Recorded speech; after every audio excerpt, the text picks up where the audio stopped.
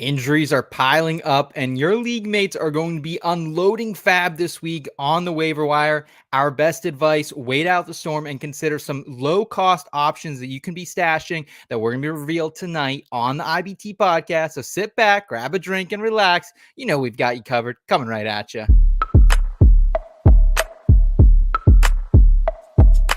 I've been going dummy, out of bounds, putting on a clinic. Stick around, carrots in my hardware. KC, caught him in the crosshair. Look at me, been the guy calling Mr. MVP. Keep your ass on the bench by my MPC. Earn my stripes like I fixed this league. Your dog's on the turf, my dog's in the street. You can find me somewhere in between. Never a dull moment like a movie scene. About to do the ops like I did this beat. Let them keep talking, RG3. Coming to you live. This is the In Between Fantasy Football Podcast. Right, all right. It is Tuesday, September 17th, 2024, and this is the In Between Fantasy Football Podcast, your place for both a refreshing and feel-good take on fantasy football and NFL gambling. It's a sensational time to be alive, to be a football fan. Yes, we have injuries. Yes, we have some disappointing performances. But honestly, we have some electricity happening on the field for each and every game we're witnessing here. So we're going to focus on the bright side of things because that's what we do here at In Between Media. My name is Seth Wilcox. Squeaked out a couple wins late on Monday Night Football. Made some trades already this week. So I am absolutely buzzing right now. Tonight, I'm joined by a couple of gentlemen who talk fantasy football on the internet. A guy who, like Voldemort, probably died a little bit inside when he saw Drake London catch a touchdown as the game winner last night. Boston's boy, Steve Lawson. Steve, how you doing today, bro? I'm doing good, man. I'm so excited to be here. Anytime I get to pop on the podcast, which has been a lot lately, these wonderful people welcome me. You guys have welcomed me. I'm just excited to talk football. Absolutely. Well, happy to have you here as well. Also, welcoming back the intern of this particular program, a guy who I hope had an absolutely great weekend. Hope he was loaded this past weekend when Purdue got smoked by Notre Dame. They dropped 66 on those Boilermaker asses. Will Big Ripper Star Lipper. Will, were you faded in the student section this weekend, my friend? Yeah, we had a great time, even though we got our ass kicked. We had a big Saturday, but tough loss there, tough Colts loss Sunday, so not the most ideal football weekend. No, but we love sports, right? We love sports. Absolutely. We're going to keep on swinging with it. We're going to take the good with the bad. Glad to have you back on the program. Appreciate you making time for us in between your busy schedule as well. Tonight, we are stacked on the program. We're going to look at some in the scope, our discounted waivers a week early stashes segment. Also talk about some of these mainstream pivots that we keep making. If you lost some Isaiah Pacheco, if you lost a Tua Tagovailoa or a Cooper Kupp this week, we're also going to reveal our top trade targets heading into week 3 and headline Hyjnx and answer any of your questions from the forum. I also want to welcome in the man behind the scenes on this particular channel. Kind of makes us go here. He starts each day by drinking straight out of the Allegheny River. Yinzer Ginger producer Kyle Scott. Kyle, how are we doing tonight, man? I'm doing fantastic out here in the Berg, the Paris of Appalachia, as we call it out here. I'm trying to channel fall, trying to summon it. Doing what I can. I'm buying all the Apple stuff at the store and pumpkin stuff at the store. I'm doing what I can. I think everyone else needs to start pitching in. Yeah, you're right. Honestly, have not made it out to the orchard yet. Have not done any corn mazes, any fall activities yet. But busy, been buried in the games, been buried in the film, in the analytics. Steve, you make it out to an apple orchard yet, man, or you been buried as well? Haven't made it out there yet, but I got tickets this weekend to go to Spooky World with my boyfriend and then my best friend and his girlfriend. So we're making a little double date night out at the haunted houses. We're really excited. A little haunted hayride action. I am hyped as fuck for it. You know me. I'm all about Halloween and all about that spooky season. So spooky season for me starts on November 1st. So I'm there. Okay. What about you, Will? Do you do anything for Halloween? Will you dress up this year, go to the bars or anything? Oh yeah, I'm sure. My girlfriend's been looking at the Halloween duo costumes for the last 5 months or so. So we'll have something there. There you go. There you go. Love to hear it, man. Guys, also want to welcome in the IBT family who's making some time for us as well. We appreciate all support so far this season. Looks like we got Mark in Mississippi hanging out saying, damn it, thought this was the NASCAR program. But I did have Alabama over and Troy plus 25. All right, man. All right. Yeah. Yeah. We talk a little college on this program as well. And all the NFL fantasy football and NFL betting you can get here, man. Mr. Scamper is saying, what's up, IBT family? I'm petitioning my leagues to have 6 or 7 more IR spots. Ooh, I'm with you, man. There's a couple leagues tonight. I'm trying to put in some waiver claims. I'm like, well, who do I drop? Because everyone's hurt. You can't drop anyone. So Right. it's a tough time out there, man. But glad to have you here with us, nonetheless, Scampers, and Rachel checking in as well. What's good? What's good, Rachel? Always great to have you here on the program.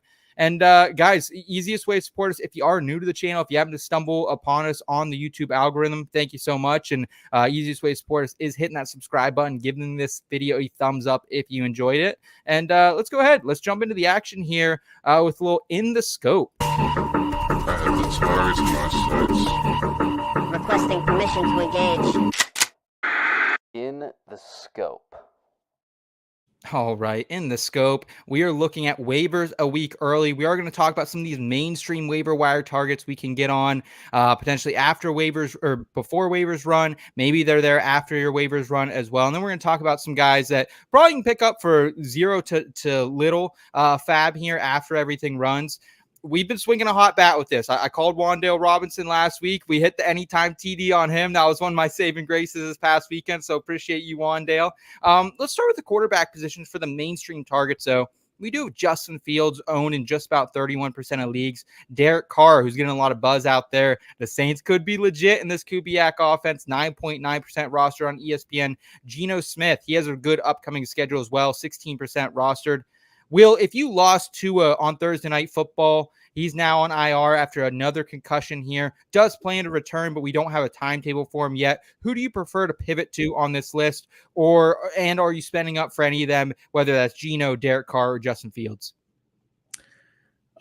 Fields does not excite me too much just because of the offense. I know he's got the rushing upside, but I think it's really hard to ignore the Saints offense right now. And honestly, like just in years past, even last year when the Saints weren't very good, like Carr was just one of those guys where you could just pick up off the waiver against a bad defense and throw him in there and he'd produce.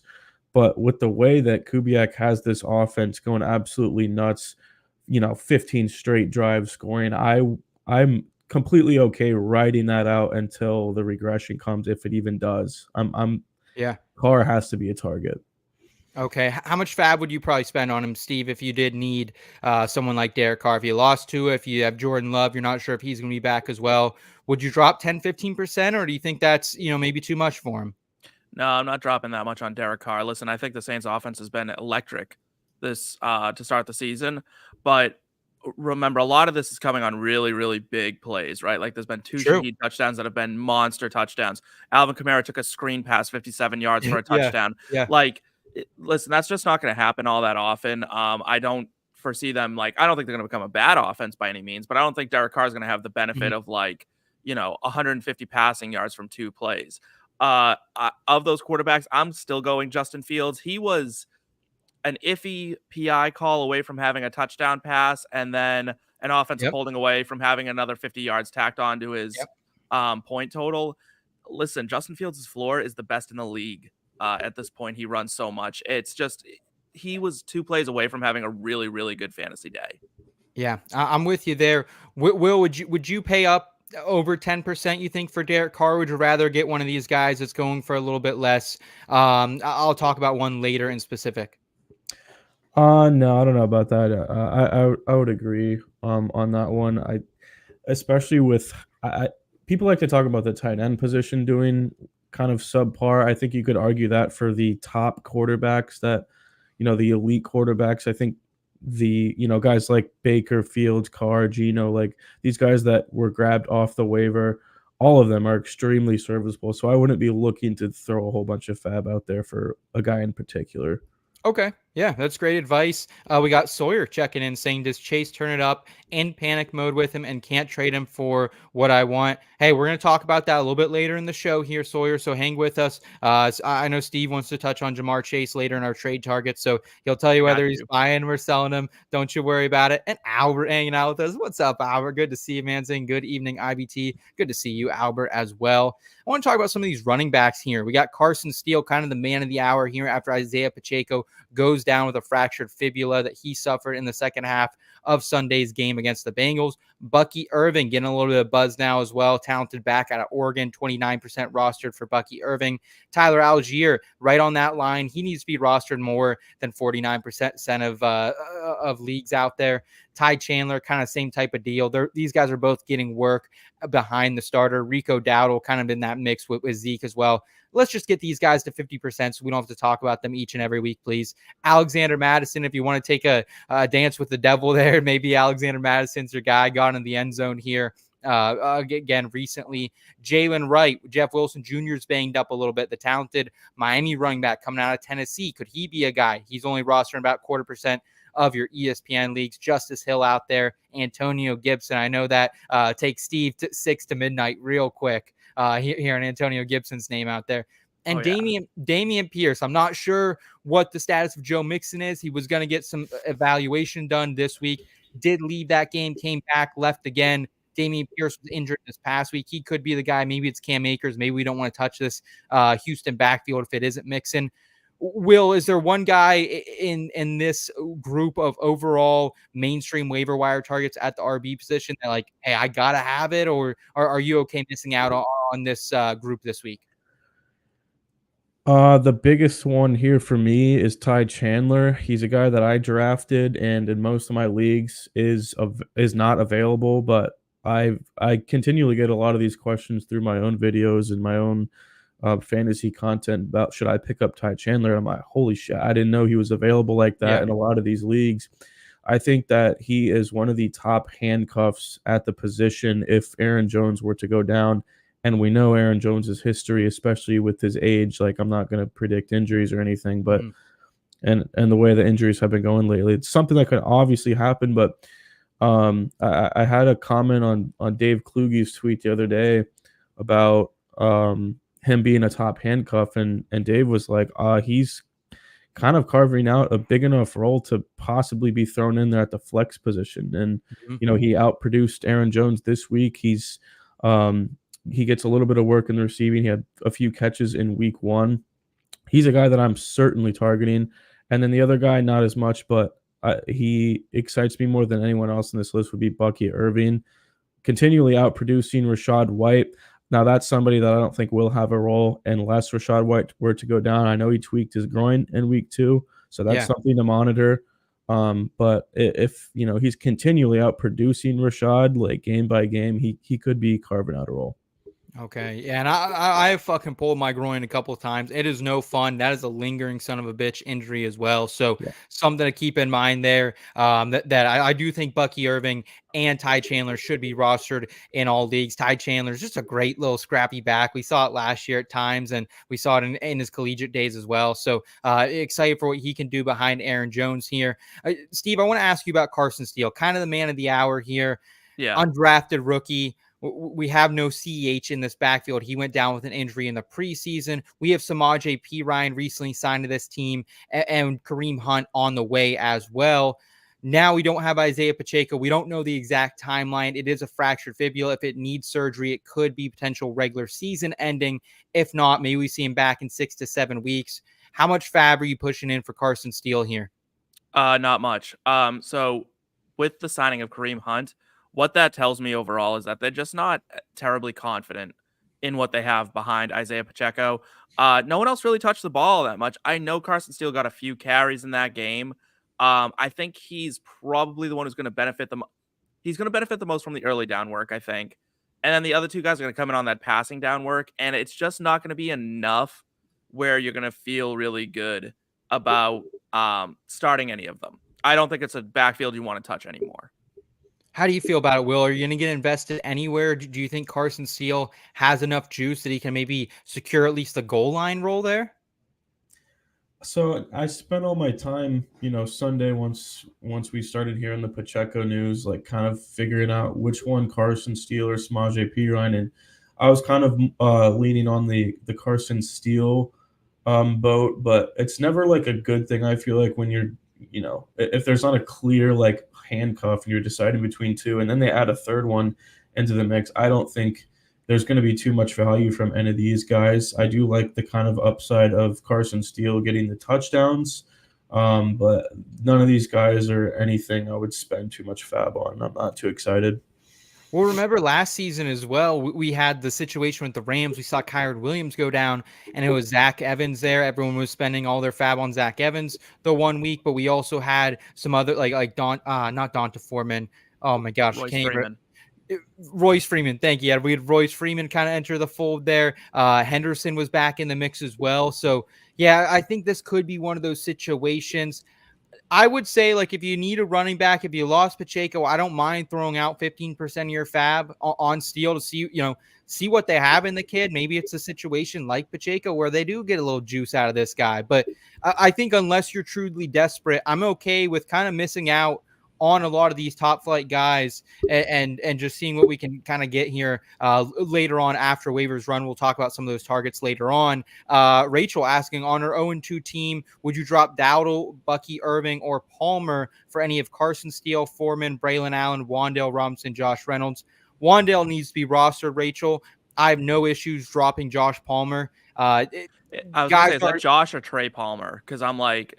Either one. I would imagine it's Josh Palmer. To me, the guy's been banged up already. He's running behind snaps in Steve's guy QJ and the rookie as well. So I just don't know if there's much for Josh or Palmer there. So I would drop him. I'd be fine with trying to pick up Carson Steele or Wan'Dale out of that group. What do you say, Will? Yeah, I own a lot of Palmer, and there's not too much. I don't think he's necessarily a guy that needs to be rostered. The other one I would say, Dowdle just doesn't excite me. I know he's got a bit of a, he's got a small role in an offense that should be high scoring. Wasn't last week. Who knows? Mm-hmm. I think Braylon Allen, if Breece doesn't go down, then maybe not, but that is the number one handcuff. I just hyped up Ty Chandler. If Breece Hall were to go down, Braylon Allen enters a top 12 running back role. But we also just saw him score a couple touchdowns last week, get a couple of catches. I think that I would be a lot more excited having him on my bench than Dowdle. Okay. All right. I like the call out there. Looking at the wide receiver mainstream targets here, Khalil Shakir, Adam Thielen. These guys both drafted, I feel like, at least Thielen drafted in over 50% of leagues. His prices dipped down. Khalil Shakir, another guy. Let's just get him above 50%, guys. We've been screaming his name for 3 months now. Demarcus Robinson, Wan'Dale Robinson, Quentin Johnston. Steve, those were two guys. You called out Quentin going into week 1 that maybe he could have a little juice. I called out Wan'Dale last week that you could get for free. Well, now you got to pay for him here. That's why you're watching the scope. That's why you get these sneaky guys a week ahead of time. We also have Yusovas from the wide receiver for Cincinnati Bengals, 6% roster, caught 2 touchdowns this past week.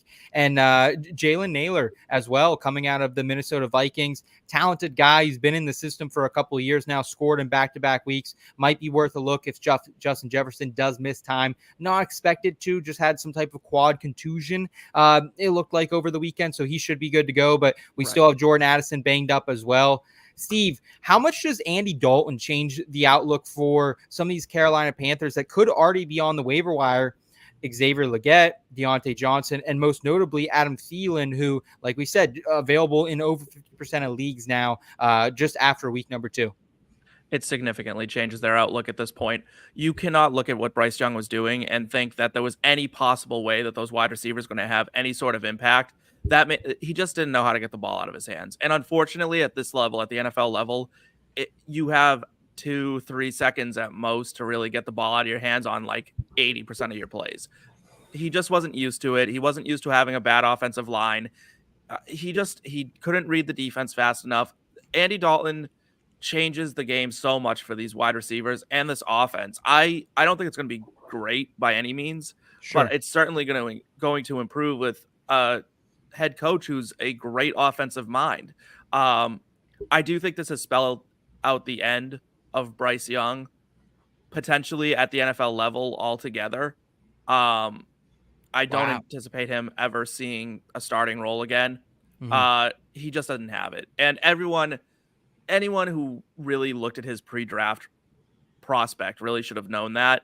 But you know what? They did what they did, and they gave him a shot, and it just from day one the kid didn't have it. It's unfortunate, but it's the truth. Couple things of note here, I think coming from you in that one. One, I was talking about it on the Fantasy Pros podcast with Bogman on Sunday night. He called this. I said, no way. I don't think they could go down this route 2 weeks into the season. Well, they did. They pulled the cord. And I just want to say, everyone who was backing Bryce Young a year and a half ago, fucking where are you now? Because I got a lot of shit for taking CJ Stroud over him in multiple dynasty startups, in multiple dynasty rookie drafts as well. Absolutely. And where are you? I want to hear from you. And they'll never show themselves. And it's crazy to me. And here's the thing that people need to realize is that they're like, how could they bench him so quickly? Why aren't they developing him? The Panthers have already shown their hand that they will fire a coach into his first year. Also, Morgan Canales, they have no allegiance to him. They have no allegiance to Bryce Young at all. If I'm Dave Canales, I worked way too hard to get my opportunity as a head coach to let Bryce Young tank it. Absolutely not. Yeah.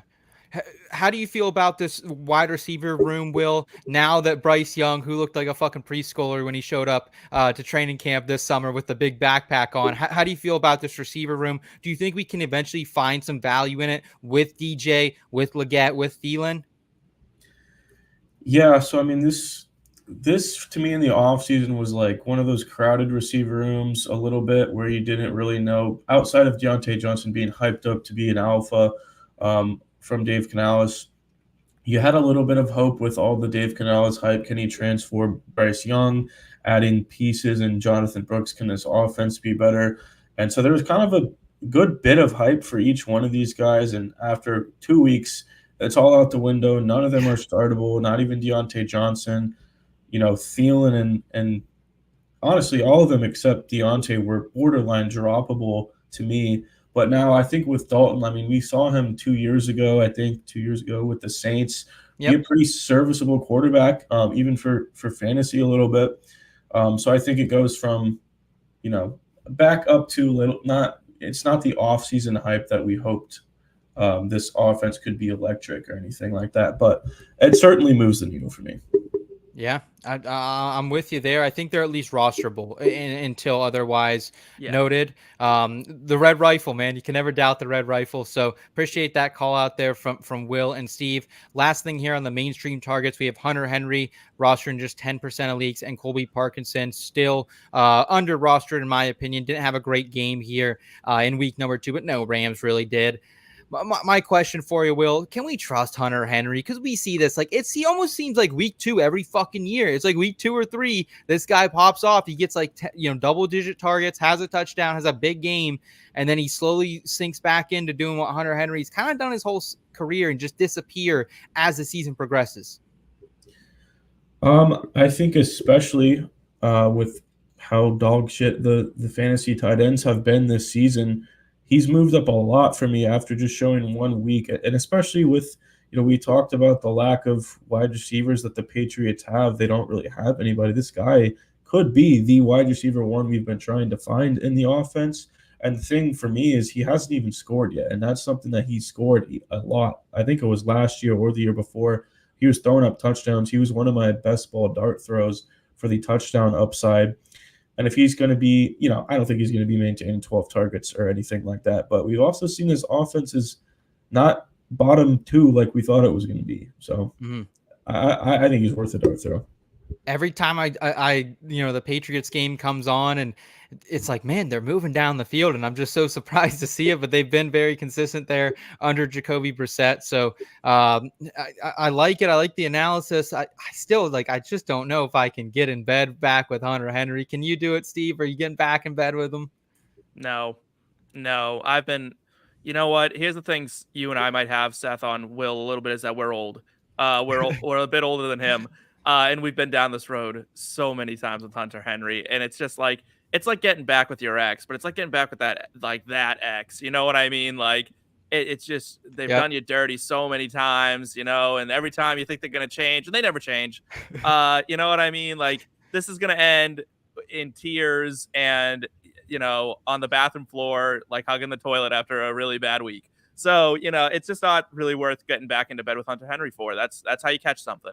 So you got to avoid that at all costs, really. Because someone's going to overpay. Someone's going to overpay because the tight end position is ugly right now. It's just ugly. And Hunter Henry is not. He's not going to save you. Steve will actually have a better, not better, but maybe a cheaper target that you can get. We'll talk about here in a second. But yeah, absolutely agreed. I like the analogy of the toxic X there, because it's like you wake up one morning, overdrawn bank account, you feel like shit, you look like shit, and you want to punch some walls, and that's how I feel starting Hunter Henry there as well. Let's get into our in the scope targets though. These are the players that you can pick up after the waiver runs that could be of value to you here. I want to start with you, Will. Who are you targeting that maybe no one else has caught on to yet?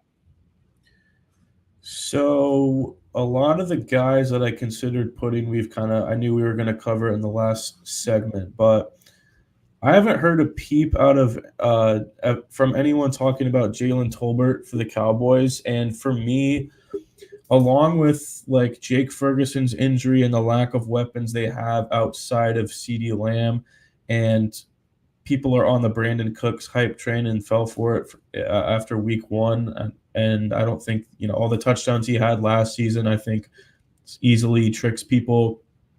Cooks is old, man, and I don't think he's got any upside like people think he has. Jalen Tolbert this week had 9 targets, 6 catches, over 80 yards. And I think he could be somebody that nobody talked about in week 1 because they had a lead the whole time. They didn't need to throw. Brandon Cooks got a little touchdown.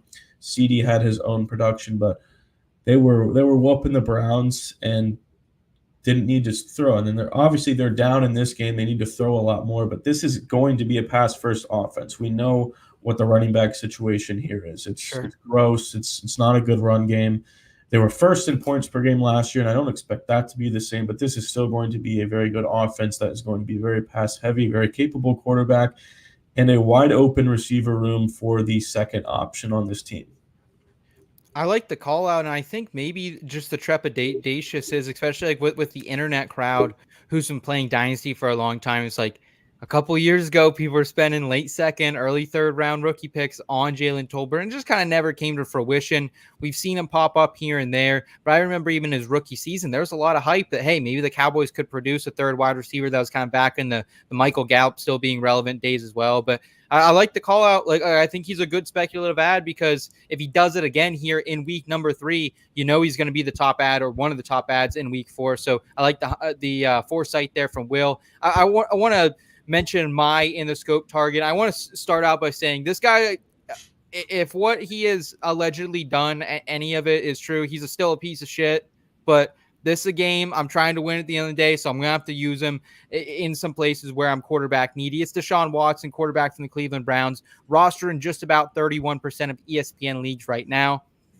And despite his struggles this season, he's looked like shit. If you've turned on, watched any Browns games, I'm sorry, I apologize. But still, QB 13 in fantasy points per game so far. Second in passing attempts, number 1 in air yards with 395. And the Browns offense has also picked up the pace quite a bit this year. They're now ranking 3rd in pace of play. That plus the rushing floor he has right now. He has 10 carries through 2 games. That's 7th among quarterbacks. 59 rushing yards, scored in the end zone on the ground this past week. I think it's serviceable. I think he's another guy kind of like Justin Fields, who, even though it looks shitty, even though it's not fun to watch, he has a floor of like 10 or 11 points. And sometimes that's comforting to have. The upcoming schedule for him, I think, is also very good. The Giants this week in week 3, week 4 at Las Vegas, week 5 at Washington, week 6 at Philly, and then week 7, Cincinnati. That's a great 5-week stretch here. Hold on to your Amari Cooper shares. Don't hit the eject button quite yet. And I think maybe take a look here at Deshaun Watson, that son of a bitch. You doing it, Steve? You get. No, I'm not. You know why? Honest to God, and this is this.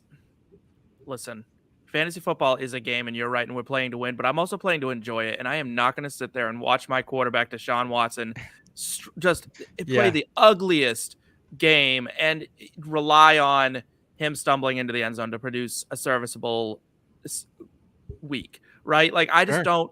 And I think what you mentioned before you even got into his stats is a very big problem where he is facing down allegations, new ones, and they're horrifying, right? Like, I mean, we can't say that enough. We can't qualify it enough. We can't say enough horrible things about him. But the reality is that he may well wind up on that commissioner's list, exempt list, because he's got these issues coming down the pipe that they're not going away. They're getting worse.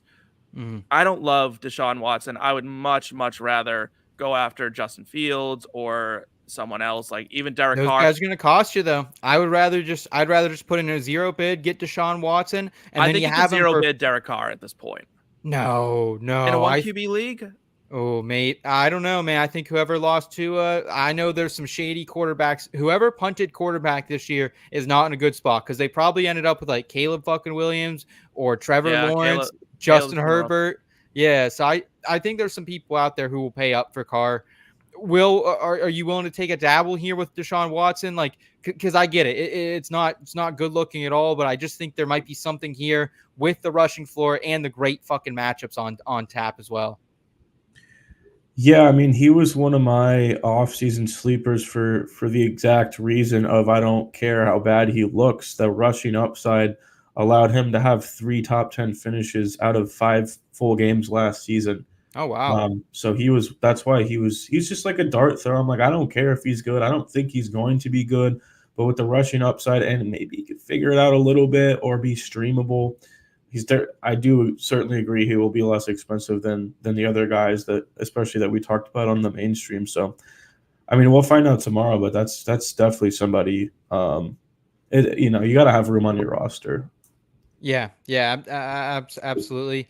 It's not going to be fun, but riding with Deshaun Watson, something I might be willing to do and see if he can't turn it on. Like, this guy was a good fucking quarterback at one point. Like, we can't, like, I think he just has like the Ben Simmons has like the yips or something. Like, it honestly, that's kind of what it reminds me of, because you don't go and win the national championship thrown to Hunter Renfrow to end that game in the caliber of fashion that he did, going up against SEC just absolute monsters, juggernauts of a team. You don't do that and then have success for 3 or 4 years in the NFL and then just lose it. Like, I don't know. It's got to be all mental at this point. I think it's actually, I would bet, like, if someone was honest, if the team doctors were honest with us, there's a physical issue with that shoulder. I think his shoulder's shot. It looks shot. His throwing motion looks different than it used to be. I think there's something mechanically wrong with Deshaun Watson's arm, which it couldn't have happened to a nicer guy. All right, Steve, round us out here in the scope with your favorite under the radar target we can potentially get after the waivers run for zero fab here. Yeah, sure. So I'm going with Mike Gesicki. He's the tight end for the Cincinnati Bengals. He got 9 targets last game after having 4 in the previous game. But here's the thing: is he had a touchdown in his hands and dropped it week 1. He had 91 yards on 7 catches in week 2. He's an athletic freak. T. Higgins, an uncertainty at this point, right? We don't even know what's wrong with this guy. He's just out. Like, he developed some strange, mysterious injury, suddenly gone. He's got strong matchups coming up. With the way the Bengals are kind of going right now, that run game is just not going to be there, right? I think T. Higgins will come back at some point, and that's fine. I don't think that'll hurt Mike Gesicki as much as people think it will, as much as it'll hurt, like, the other wide receivers besides Jamar Chase. Mike Gesicki, to me, is a dart throw kind of tight end that could really pay off this year. I think Mike Gesicki is going to be what everyone wants Hunter Henry to be. That picks him up. We are, baby. I'm not going to complain about a little Penn State love for the former tight end there. Will, any pushback on Mike Gesicki? Because I don't mind putting in a zero fab dollar bid for a guy who we've seen at times. He is a good player. I think just hasn't been in a great opportunity for 2 or 3 years now at this point. No, I mean, I view it similarly to Hunter Henry. I don't want to keep saying with how bad tight ends have been, but it's a guy in a good offense with injuries and uncertainty, with pretty much all the weapons around him. An elite quarterback Yeah. that are probably going to remain pass heavy with the uncertainty they have at running back. I think he's certainly worth a pickup. Okay. All right. Well, that's going to do it for us here in the scope. If you guys have questions for us, drop those in the chat. But we are going to get over into our trade targets for the week here in headline Hyjnx.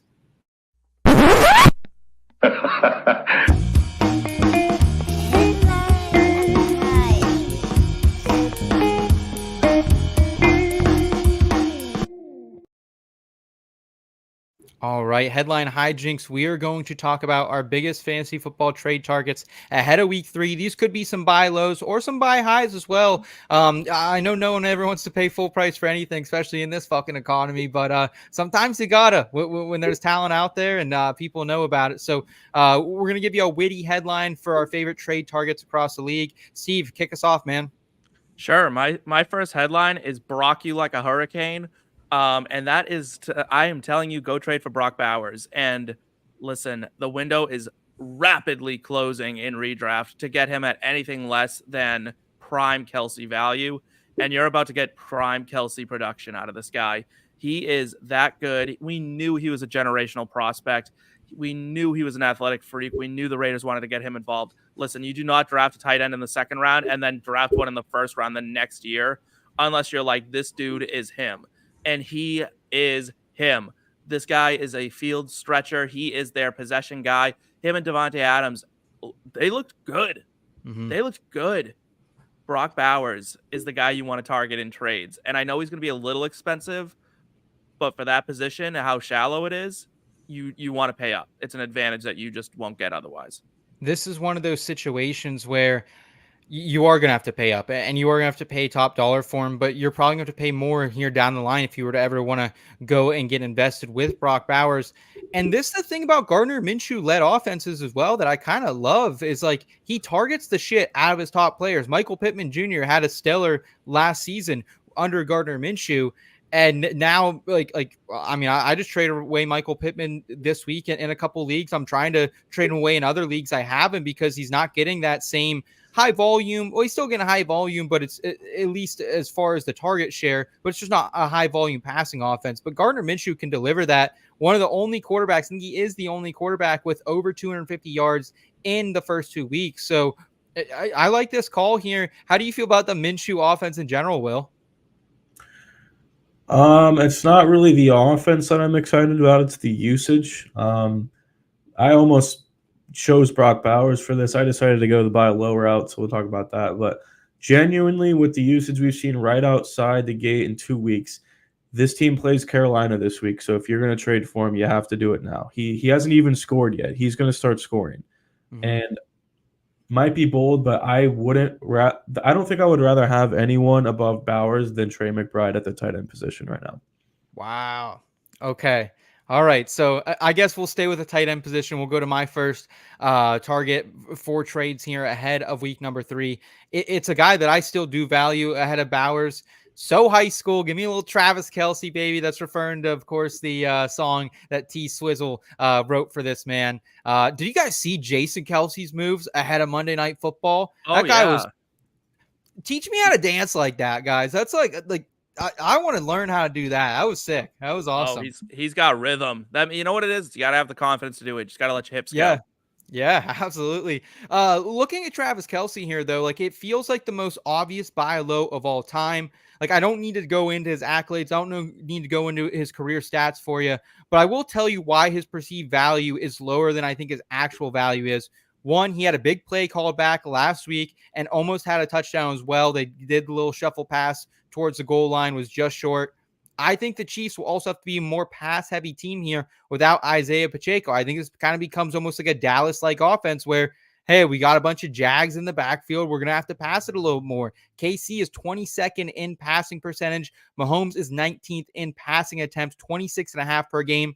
I think that's going up here. The schedule before their week 6 bye, Kelce's going to have the 10th best. And again, these are very early numbers, so these defenses don't, and all the Titans have been shit, so the defenses don't matter a ton, but it's no one that scares you. Atlanta, the 10th best matchup for tight ends currently. The Chargers, the 8th best. And then New Orleans on Monday Night Football in week 5. Maybe a potential shootout there. If it doesn't pan out too, if Kelce is washed, I don't think he is. I think at the end of the day, you can still trade him again. You can still trade him again because he has name value. Someone in your league will want Travis Kelce at all times. So I'm willing to push my chips in. I'll tell you a little bit later about a trade I made for him when I talk about my next target. But I'm back in on Travis Kelce. Will, are you getting out of business here with the Pfizer-backed man? So he was someone I was a little worried about before the season, and it was because of how I think that they're going to be a great offense, right? But they're a little crowded on the receiver side, and I think they were going to run it a lot more than people thought. But with Pacheco getting hurt, that's something to note. With Hollywood Brown on IR, and who knows when the hell he's going to come back, and he's always injured anyway. I think that this is a guy they will start leaning into eventually. I think you said it yourself. He had some plays called back last week. Defenses know that he's the guy in this offense. They've been honing in on him, but they have another couple of guys on this offense. So I'm not worried about him at all. I'm not. I wouldn't say I'm excited enough to like give up a ton for him, but I think there are some people panicking out there. I've received a ton of questions on Kelce myself. Like, would people are out here asking me to trade Travis Kelce for low tight ends like Jake Ferguson, David? Yeah. You know, that's somewhere I'm like, you can trick some dudes. Yeah, absolutely. And like, no, I don't ever bring politics onto this program, but there's some people not happy with Travis Kelce, not happy with Taylor Swift out there on the internet right now. So maybe you can capitalize on that as well. We'll get some questions at the end, but I do want to tackle this one here from Pronov saying, help, this is urgent. Do I trade Kincaid plus Ridley away for Kelce? I can afford to lose Ridley. No. This is a no-brainer. This is a no-brainer. Don't even think about hitting accept on that. I don't think it's I also like Kincaid, and I also think Kincaid's going to bounce back here down the line too. I do like Kelce more than Kincaid, but I think the difference of Ridley. Can you get something back here with Kelce Pronov? Are you short at running back? Can you get extra running back? And honestly, I think Ridley's performance here in week 2 was a little bit fluky. He had maybe one of the catches of the year. Let's be honest with that, but also then the rushing touchdown. And I don't know how much I want to get in bed with Will Levis here either. So, I think we're all consensus. We probably wouldn't do this trade, but if you could get another piece back, Will, would you consider this? No, I mean, I said I'm in on Kelce returning or, bouncing back a little bit, just as in on Kincaid, returning. They've had very similar productions. Last week was a fluky game for Buffalo that nobody did anything except James Cook. So that's going to change. And I personally like the passing volume that Calvin Ridley's going to have. I don't see a point in doing this. Yeah, Pronov saying his team is Josh Allen, Jordan Mason, Breece Hall, Saquon, Waddle, Godwin, Kincaid, Amari, Ridley. You kind of need Ridley, dude. Honestly, you kind of need him right now. You can't really trust Waddle being without Tua, you need him. Yeah. I think Ridley, honestly, I mean, maybe Godwin's your wide receiver 1 this week, but I don't know who the Titans are playing off the top of my dome. But yeah, I think you need Ridley here, man. Again, and I'm the guy telling you to go trade low for Travis Kelce. You're still paying a premium for him, I think, here at this price tag. Will, I want to flip it over to you, man. What is your headline for your first trade target? I'm going with you'll thank me later. You will thank me later when you trade for Tank Dell. He was a buy low for me last week, and he's still a buy low for me this week. So first, we saw Stephon Diggs with the 2 touchdowns in week 1. Immediately said that's a sell high for me. I don't think that's going to continue. I mean, it could. This is a pass-heavy offense. High-scoring offense. It's going to be scoring a lot.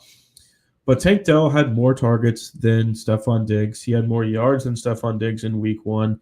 He, believe it or not, ran more routes than Nico Collins did in week 1. Oh, wow. And then last game, The game script was a little off. They're Nico Collins, just they couldn't guard him. This Chicago Bears is a good defense. They kept it low scoring, but they couldn't guard Nico Collins. So I liked what I saw out of the usage of Tank Dell in week 1. Maybe not as much in week 2, but we know what this offense is going to be.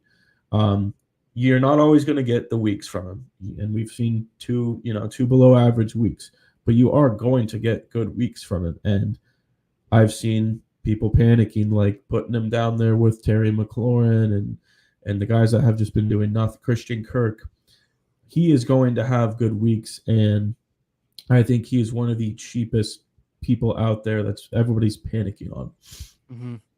Yeah, I think Tank Dell, like kind of like you said, like there are going to be weeks where I don't think everyone can eat in this Texans offense, but especially when Joe Mixon is in that backfield, this looks like one of the most well-run teams, well-run, high-powered offenses that I want to be invested in. So yeah, I don't mind getting a piece of Tank Dell here, especially at his low. I think that's a great call there. Steve, back to you here with another trade target from Mr. Lawson.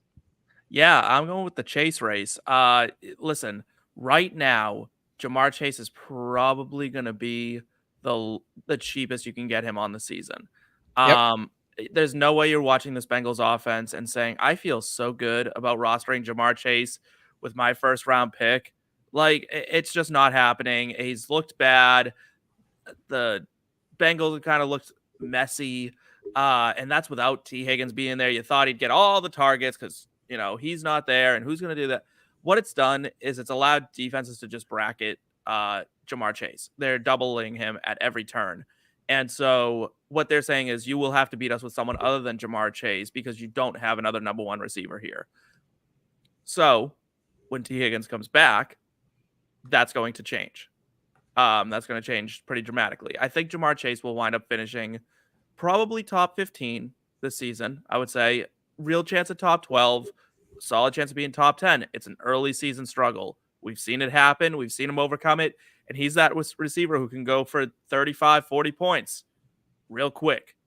It happens. So don't give up on him. And if you don't have him, see if the other managers have lost a little faith because they're probably 0-2 right now because their first round pick duffed it. Well, here's an example from our guy Sawyer saying, will Chase turn it up? I'm in panic mode and can't trade him for what I want. Like, we have a manager right here in our chat who's panicking about Jamar Chase. First of all, Sawyer, welcome to the IBT family. We appreciate it, man. Hope you subscribe to the channel. But in addition, don't panic, dude. Like, don't panic. Like, I think what Steve said is dead on. I think it will get better here. And like, if you remember too, last season, Chase was averaging fewer points in the first 2 games than he is right now. And then he turned it on over the next 7 weeks. He was one of the best fantasy football assets to have. So I'm keeping my goal here. I don't give a fuck about this slow start. It sucks, but it's part of it here, Will. Are you also buying Chase low where you can get him? Yep. No, I said in one of my videos earlier in the week that it's only a matter of time before that boom game comes, and you're never going to see a lower price than it is right now for him. Yep. Absolutely. I'll throw one more trade target out there from myself. Also trade for this guy this week as well. This is quite the Corum drum, if you would. Blake Corum, running back, Los Angeles Rams. He initially looked like the running back 3 on the depth chart in week 1. Everyone was panicking, being dropped in a lot of places. He's projected like 1.3 points on ESPN this week. So you can literally get him for one of your last bench players. And he was a 9th round pick in fantasy football drafts. He was a 3rd round pick in the NFL draft. So obviously this kid has talent. I've discussed the accolades before many times on this show as well. Don't need to get into those. The reason I like Blake Corum right now is I think with Puka Nacua banged up, with Cooper Kupp banged up, the Rams need playmakers. And this guy is that, man. Kyron saw 91% of snaps in week 1 and has been largely inefficient since. He has 30 rushes on the season. That is the most of any player without a run over 10 yards. So he's not explosive right now. Corum didn't look so good. He got a bunch of garbage time fucking carries, like when they're just trying to end that game and get out of Dodge last weekend against the Cardinals. But he did have a 40-yard run back on a return as well. I just don't think they trust him in pass blocking quite yet. McVay did say, though, after he did take that kickback that, quote, We've got to get him a little bit more involved. So take that for what you want. I just think this could be even a lost season for the Rams soon. They're playing the 49ers this weekend. They could go to 0-3. Then they got Green Bay in week 5. They could be 1-4. And I think at that point, you got to see what you have in Blake Corum, because we kind of know what Kyren Williams is, but they're going to have to pay Kyren soon. And we have the best RB class we've seen in a long time coming in 2025. So they need to see what they have in these running backs sooner or later. I think Blake Corum will be a factor. I'm going to take the gamble that it's sooner. Is anyone coming on board with me here? Yeah, I'll jump on board with that. I mean, if you have a deep enough bench, if you're in like a 12-team league, I don't think there's any reason not to grab them. Even if you're in a 10-team league, there might be someone that you have on your bench that probably can go. Like someone's probably rostering like I am, like Dallas Goedert on their bench. He could go. Yeah. He's not really going to do anything for you. Why not just grab him and see what happens? Kyren Williams was always going to be a flash in the pan to me. He was a slow running back. Sean McVay is a freaking hard on for him right now, though. He is. You know what though? It'll quickly fade if he doesn't start producing some sort of explosiveness, because Sean McVay, more than anything else, values guys who can hit a home run. And it has to happen. And he was a slow running back coming out of college. He's not getting any faster. And you know what? He had a shit ton of carries last year and took a lot of hits. And some guys just aren't built to take that many hits. He came out as a third down running back prototype, right? Like he was meant to very sparingly touch the ball. And now he's become a bell cow and he's just not built that way. It's just not meant to be. So Blake Corum, I think, could really see an uptick in work. Okay. How do you feel about it, Will? Are you getting invested at all, or do you just think it's just better left out there on someone else's bench?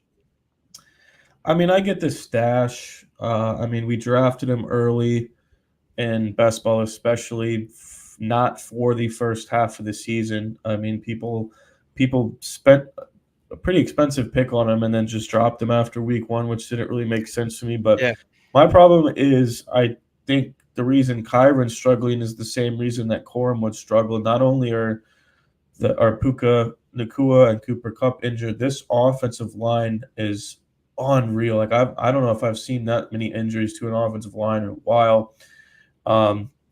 And with all the injuries they have, it's one of those things where, the reason we liked Kyren and the reason we liked Corum as an elite handcuff was because this was going to be a top 10 offense. It's not going to be a top 10 offense. They are screwed. There's not much upside outside of like people are looking at the wide receiver losses and everybody knows that they're going to take a step back. Their offensive line has even more injuries than the receiver core. Good point. I just don't see the upside here. Yeah, that's a good point. This isn't the same Rams offense we maybe thought we were going to get invested with in the preseason. So I appreciate you throwing the cold rag over that. Yeah. Can I ask you guys a weird, like, off the cuff question? If you're Miami, do you throw a trade offer at the Rams for Matt Stafford? I would love to see that. Oh, I think you maybe you're built to win right now. I think you go with Bryce Young, don't you? Don't you go get Bryce? No. Yeah. Absolutely not. He's not going to do it. Do you not go get Matt Stafford? You offer up like a second-round pick or something? I think you're going to need to pay more for Matt Stafford. No way. Not with that team being the way it is. They need whatever they can get. Give them 2 seconds then. I don't care. But you could win right now. You could win. Not a bad point. Not a bad point. Jesus Christ of the league. What's up, JC? Saying Brock Bowers or George Kittle, both are on waivers in his 16 fab league. He has Kelce. Bowers. I don't think it's a question mark. Bowers to me. I 100% agree. He's my tight end 1 going forward. Will, I think you said he's like your tight end 2 pretty much the rest of the season. Yep. All right. Yeah. Hey, appreciate it, JC. Hope you subscribe to the channel, brother. I expected him to come back. Crazy. Let's round it out here. Will, you got one more headline for us, man? Yes. Are you kidding me? Brandon Aiyuk, the disrespect that I have seen on the Twitter feed and the TikTok feed and the Instagram feed. The weird thing about this is Aiyuk was a guy that I faded before the whole drama. I wasn't in on him. I think he was being drafted literally above where he's ever finished in his breakout season with the unsustainable efficiency he had last season. So I was never in on him. He obviously fell with the whole drama. And similarly to Chase and Dell, I don't think his value is ever going to be lower. people are looking at his box score saying 2 catches for 28 yards, 4 for 43. Oh, this is gross. Like, what are we 60% snap share in week 1? I think that's going a little over people's head that he's still getting eased back, and he was gone. He's being eased back into this offense. And I think he already had upside with McCaffrey being gone, and now with Debo out with his own injury. And I hate to be that guy. I'm a Debo owner, and I knew that he had his own risk just like McCaffrey did. But can we even trust what they're saying about Debo's injury? Like, they could be pulling some Christian McCaffrey crap. Like, maybe he misses a ton of time, and then all they got is Aiyuk and Kittle. So not one weapon, but 2 weapons gone. And I know I said his efficiency was unsustainable last year, but this isn't a guy that needs a ginormous workload to produce for you. So, you get the Rams this week, the Patriots the next week. It's not going to be lower than it is now. Yeah, I think you're absolutely onto something here. I have a lot of Aiyuk, and I'm kind of just holding him, and I honestly am not sweating it at all because, like, we talked about it in the preseason, as you kind of alluded to already, Will. Like, the efficiency might come down, but if they ever treated him like the wide receiver 1 that every fucking team in the league thought he was when they were trying to trade for him, he could produce still wide receiver 1 numbers for fantasy football. Now he might get that volume. They have to lean on him more. I like what we're seeing potentially for the opportunity for Brandon Aiyuk. So I'm with you there. I think hold Aiyuk if you have him, if he's still out there. And Aiyuk, and let's face it, if you have Brandon Aiyuk on your team, you probably paid, even if you drafted later in the offseason, like a late 3rd round, early 4th round pick, maybe for him, maybe even a late 2nd. And you're probably that team's probably struggling. So go approach those managers. I love that advice there. Love it. I see some more questions coming in the chat. We'll answer those here from the forum. If you're up, stuck thinking about what to do, here at In Between, we got advice for you. Back and forth all day, trying to pick the play. Let's hear what them boys here had to say. Presented by the Fantasy Football Advice Network. From the forum, powered by the Fantasy Football Advice Network. If you guys haven't checked out the Fantasy Football Advice Network, it's a great community for fantasy football fans, analysts, enthusiasts, everyone to get in there together, ask each other questions, Discord about different things going on. I don't know if you guys are like me. I have no storage on my fucking phone. I've used all like 124 gigs or whatever. So this is an app that combines Facebook, it combines Instagram, it combines Discord, Reddit, all those things into one. Make sure you guys are checking it out at fantasyfootballadvice.com or download the Fantasy Sports Advice Network app. I'll be live with them on Friday night, 10 p.m. Eastern time with Eric, our other co-host here on the program. Ditched us tonight. Steve, appreciate you filling in. But nonetheless, we'll be live with Tyler Bradley on Friday night answering guys' questions. So make sure you hop over there as well. I want to get to a question here in the chat before we get to questions from the forum here. Another one from our guy JC of the Fantasy League. JSN or Rashid Shaheed, both on waivers as well. Rashid Shaheed is going to be a topic here, Will, for us from the forum.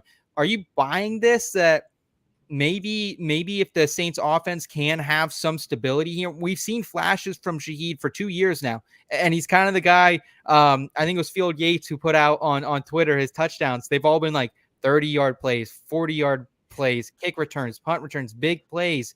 But now that this offense doesn't have the dinosaur that was Pete Carmichael running it, and it's Kubiak here, like, is there some sustainability to Rashid Shaheed? Well, I mean, I had obviously no idea that the simple offensive coordinator change was going to make this happen for this offense. But even besides that, I was viewing this guy. I mean, he did this 4 or 5 times last season with just a long bomb touchdown, gave you a big week.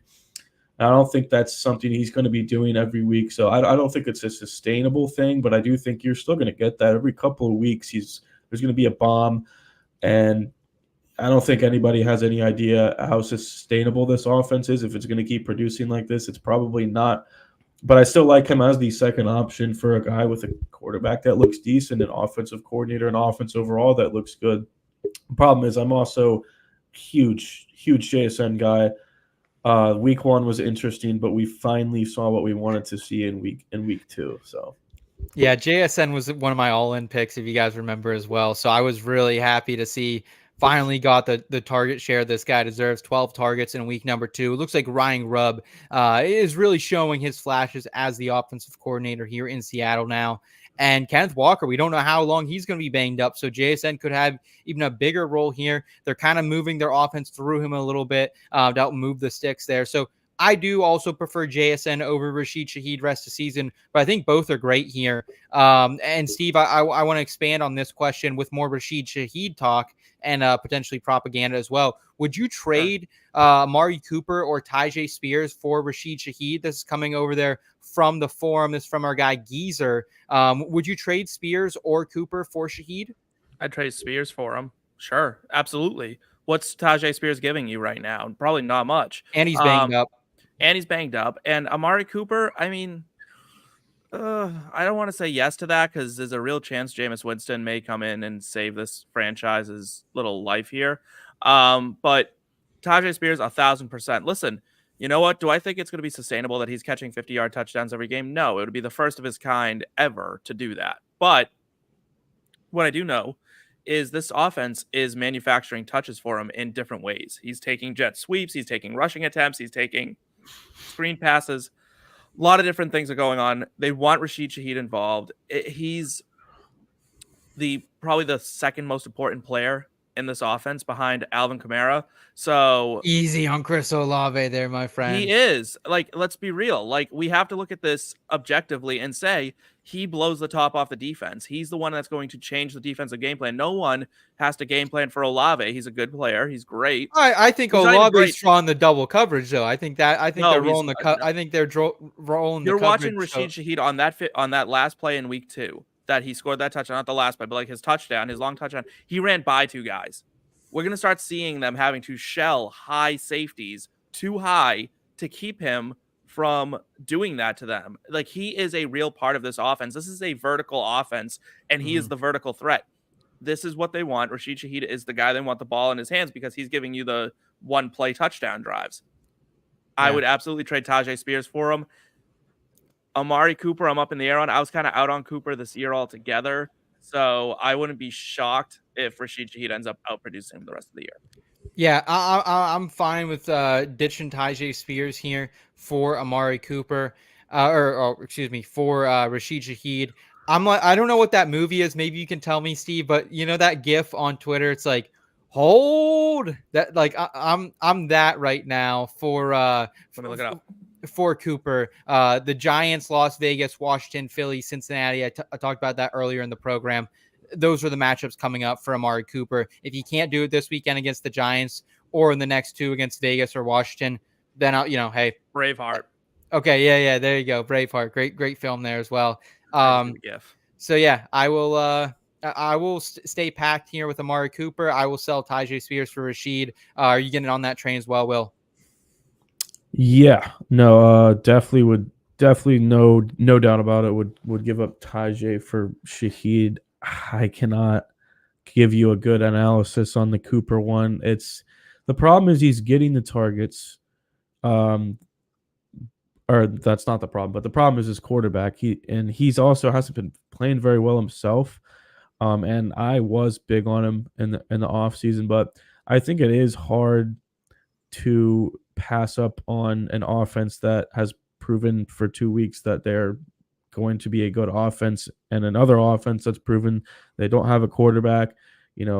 I don't think Judy really hurts Cooper's value, but it's just another mouth to feed. Nick Chubb's going to come back at some point. Mm-hmm. That's just a tough one. I can't tell you. Yeah. Okay. All right. Well, guys, I appreciate all the great analysis from you guys tonight. Make sure you guys are connecting with both of these gentlemen off air as well. Steve is at what's your at here, Steve? At Steve Lawson. Steve_Lawson 93. Okay. And Will, I know we can find you at Will Starlipper on Twitter, and then also I think your Fantasy Fortune on YouTube and TikTok as well. Yep, and Instagram. Awesome.